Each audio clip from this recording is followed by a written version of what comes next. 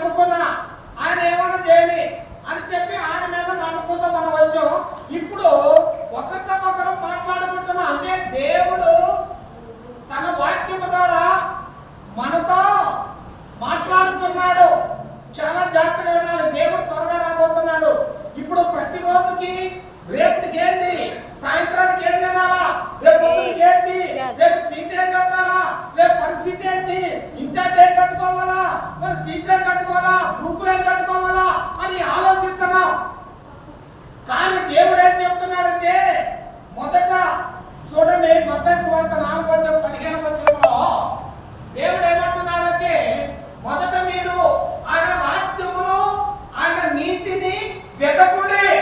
హల్లెలూయా హల్లెలూయా. మొదట ఏం కోరుకోవాలి, మనం ఏం వెతకాలా? ఆయన రాజ్యమును నీతిని. ఈ భూమి మనకి శాంతం కాదు. ఈ భూమి మీద నుంచి కొంతకాలానికి వెళ్ళిపోతాం. మరి ఇప్పుడు మనం ఏం కోరుకోవాలి?